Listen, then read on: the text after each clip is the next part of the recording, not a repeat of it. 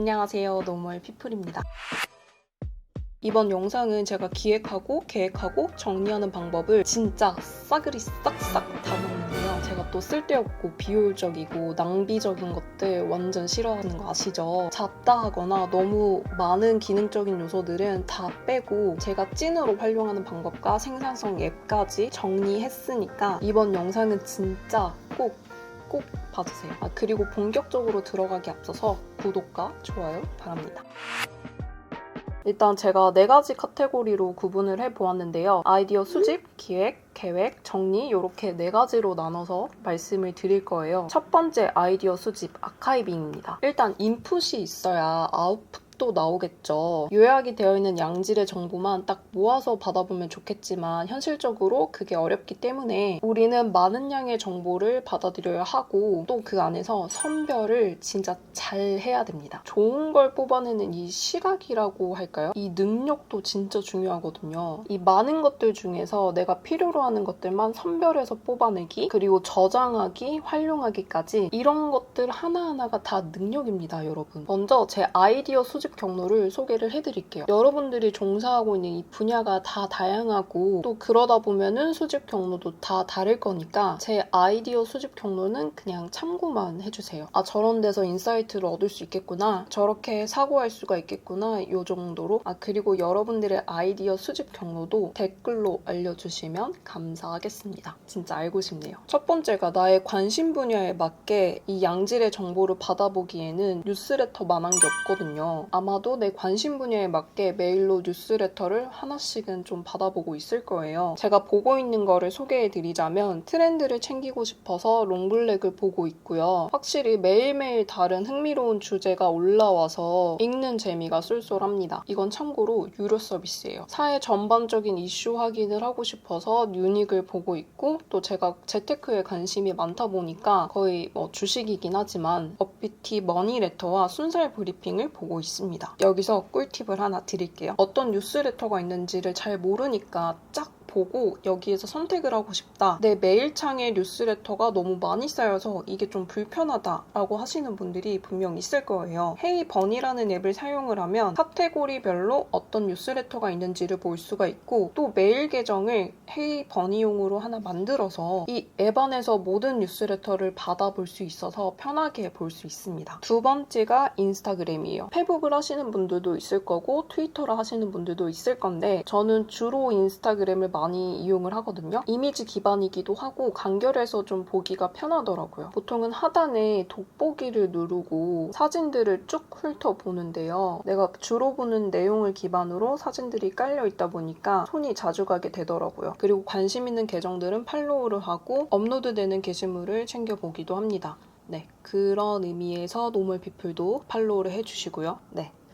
세 번째는 다큐멘터리예요. 다큐멘터리가 진짜 영감을 많이 주는 컨텐츠라는 거를 부인하기 어려울 것 같은데요. 대표적으로는 인간극장이라든지 나는 자연인이다 라든지 이런 휴머니즘을 다루는 것들도 있고 조금 더 주제를 갖고 보면 음식이나 디자인, 어떤 특정 인물에 대한 인생사 이런 것들도 있고 엄청 다양하죠. 제가 다큐멘터리를 왜 보냐면 유튜브 촬영을 할 때 다큐멘터리에서 봤던 작고 디테일한 촬영 기법들을 참고하기도 하고요. 그리고 또 다큐멘터리 자체가 인간적인 모습을 잘 포착을 하니까 인터뷰 내용 구성할 때도 도움이 많이 되거든요. 근데 촬영 기법이라 해도 이 대단한 게 아니고 화면의 구도나 효과 이런 거를 착안할 때가 많습니다. 예를 들면 인터뷰가 말을 할 때 어떻게 찍어야 화면이 예쁘게 나오면서도 전문가처럼 보일 수 있는지 이런 것들 개인적으로 꽤 오랫동안 보고 있고 좋아하는 다큐로는 셰프의 테이블이라고 해서 넷플릭스에 있는 다큐인데요. 유명 셰프들이 각 화에 나오는데 어떻게 셰프가 되었는지, 미슐랭 별을 받고 사람들의 찬사를 받는 레스토랑을 만들기 위해 어떤 노력을 했는지 등 일에 대한 프로다움과 인간적인 면모까지 들어가 있어서 진짜 재밌습니다. 일에 대한 동기부여가 확실히 되는 영상입니다. 특히나 영상을 기가 막히게 예쁘게 찍어서 보는 내내 심심하지 않습니다. 총 6부까지 나와 있는 편인데 저는 그중에 4부의 3편 조르디 로카 편을 가장 인상 깊게 봤습니다. 이거 말고 앱스트랙트 디자인의 미학도 재밌게 보고 있습니다. 여러분들도 괜찮은 다큐멘터리를 찾아서 거기에서 영감을 뽑아보세요. 다음 네 번째는 유튜브입니다. 아무래도 유튜브 채널을 운영하다 보니까 저는 유튜브를 달고 살거든요. 진짜 말 그대로 집에서 쟁일 틀어놓고 있어요. 재미를 위해서도 있지만 자막 효과나 영상 효과도 많이 참고를 하는 편입니다. 다섯 번째는 책입니다. 이건 뭐 말 안 해도 잘 아시겠죠? 근데 여기서 말하고 싶은 거는 꼭 자기계발 전문 서적이 아니더라도 다양한 장르에서 인사이트를 얻을 수 있다는 거예요. 괜찮은 매거진도 좋은 경로가 될 수 있겠죠. 저는 다독가라고 하기는 뭐하지만 책에 욕심이 많아서 많이 읽으려고 하는 편이거든요. 종이책도 이렇게 많이 사는데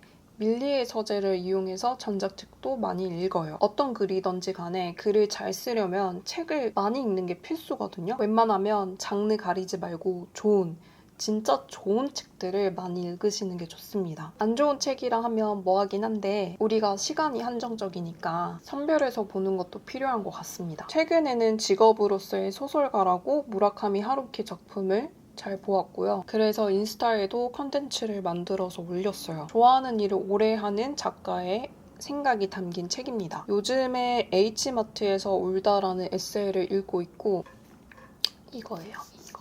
이걸 보면서 의미 있는 개인 프로젝트도 생각하고 있어요. 숙부하면 엄마 아빠 인터뷰를 할 생각인데 회고록 느낌으로 담아보면 어떨까 그런 생각이 들더라고요. 또 그런 이야기들을 제가 진지하게 들어본 적이 없으니까 어떤 기분일까 좀 궁금하기도 하고 아무튼 읽자마자 영감을 준 책입니다. 책 읽기가 익숙하지 않은 분들은 장르가 어렵지 않은 에세이로 시작을 해보시고 한가한 시간대를 딱 정해서 읽어보세요. 예를 들면 일요일 10시 카페에 가서 책 읽기 이런 식으로 그러면 책 읽기가 꽤 괜찮은 취미가 될 수 있습니다. 여섯 번째가 일상생활입니다. 관찰을 진짜 많이 하세요. 일상이라고 해서 가볍게 지나가는 것들이 자세히 보면은 생각할 거리들이 진짜 많거든요. 예를 들어 제가 간간히 인스타 스토리에 올리고 있는 인스턴트 불편함은 일상에서 흔하게 보지만 불편한 것들을 끄집어내서 올리고 있어요. 팁을 드리자면 왜, 어떻게 라는 질문을 기본적으로 장착하고 보면 세상이 재밌어집니다. 저 집은 왜 장사가 잘 되지? 저 의자는 왜 저렇게 불편하게 만들었는데 잘 팔리지? 뭐 이런 궁금이 안경을 끼고 보시면 됩니다. 여러분, 제가 이렇게 아이디어를 모으는 경로를 길게 시간 들여 설명드린 건 결국에 내가 만들려는 결과물에 영향을 크게 미치기 때문에 내가 인사이트를 얻는 경로를 몇 가지 정해놓는 게 중요하다는 걸 말씀드리고 싶었어요. 그래서 이런 정보들을 모으고 저장하는 방법은 가장 간단하게는 바로 이렇게 사진을 찍습니다. 눈에 보이는 거를 바로 찍으세요. 아니면 캡처를 합니다. 그리고 나서 이걸 앨범을 만들어서 따로 관리를 합니다. 예를 들어 영상 참고용, 인스타 참고용, 생각거리 이런 식으로 만들어 두고 나중에 컨텐츠를 만들거나 사업 구상하시거나 기획할 때 바로바로 찾아서 보기가 쉽겠죠. 또 저 같은 경우에는 인스타를 자주 보다 보니까 이 저장하기 기능도 많이 이용하는데요. 모르시는 분들도 꽤 계시더라고요. 스마트폰 앨범이랑 동일하게 카테고리를 만들어서 따로 구분해 두면 나중에 참고하기 좋습니다. 아니면 생각 아카이빙용 계정을 따로 만들어서 바로 사진을 올리고 내 생각도 간단하게 적어두면은 이것도 꽤 괜찮은 방법이 될 수 있습니다. 또 저처럼 스토리에 올리고 하이라이트로 빼서 저장해 둘 수도 있고요. 게시물보다는 좀 더 라이트하죠. 다음은 기획입니다.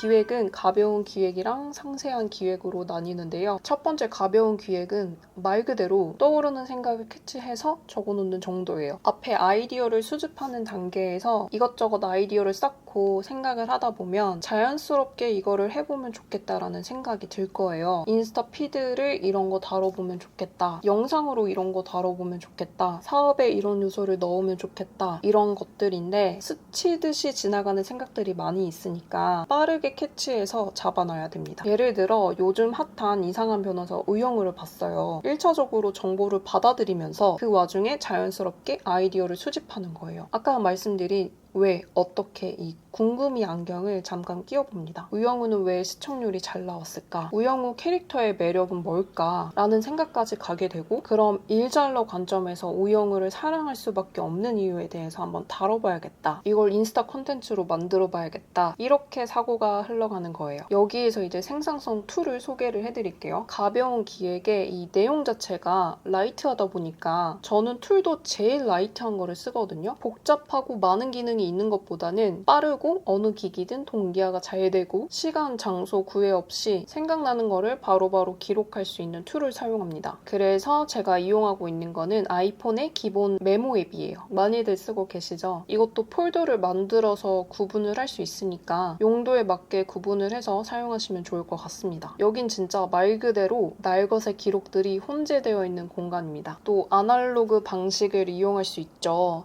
저는 막 쓰는 노트를 무조건 하나씩 가지고 다녀요. 회사든 뭐 카페든 인터뷰를 하러 가든 여기에는 진짜 잡다한 게 다 써 있거든요. 생각 정리를 하려면 직접 손으로 쓰는 것만큼 효과적인 건 없는 것 같아요. 이거는 마음 맞는 일하는 사람들끼리 모여서 만든 모임인 워크캠프를 하면서 필기에 놓은 내용인데요. 분야는 다 다르긴 한데 각자 일하는 중에 고민되는 부분들을 다 말을 하고 또 그걸 들어주고 나름의 인사이트나 아이디어를 주는 그런 시간이거든요. 들으면서 적고 또 말하면서도 적고 손과 입, 눈, 귀, 머리 쓸 수 있는 거는 다 쓰면서 결과를 도출합니다. 중간에 이렇게 알아보지 못할 글씨이긴 하지만 이 쓰면서 도식화하는 과정이 또 필요하거든요. 그러려면은 전자기기에 텍스트로 입력을 하는 것보다는 가이드 쓰면서 생각 정리를 하는 게 훨씬 더 효과적입니다. 다음은 상세한 기획인데요. 앞에 말씀드린 가벼운 기획에서 본격적인 컨텐츠를 만들기 위해서 좀 더 딥한 기획 단계로 들어가게 된 거를 말합니다. 이게 쌓이다 보면은 내 작업물 창고가 되기 때문에 체계적인 저장 기능이 무조건 들어가 있어야 합니다. 저 같은 경우에는 이런 정보 전달용 영상을 찍을 때 스크립트를 어느 정도 작성을 하는데 그때 사용하는 게 마이크로소프트의 원노트라는 앱이에요. 지금 보니까 엄청 쌓여있네요. 제 보물입니다. 여기서도 복잡한 기능을 사용하기보다는 이 기본적인 텍스트 작성용이긴 한데 앞에 아이폰 메모보다 좀 더 체계적으로 정리할 수 있어서 원노트를 아주 오랫동안 사용하고 있습니다. 보시면 전자 필기장을 만들고 섹션을 만들 수 있고 거기에서 페이지를 또 만들 수 있어서 3단계로 구분할 수 있어요. 패드를 사용하시면 펜슬로 그리기를 할 수 있는데요. 저는 사용은 거의 하지 않고 가끔가다 사진을 참고용으로 넣는 거는 하고 있어요. 기능 자체는 라이트한 편이긴 한데 워낙 직관적이라서 장기적인 기록 쌓기용으로 제격입니다. 스마트폰, PC용 다 있으니까 호환성도 좋고 가장 중요한 건 무료 앱이라는 점.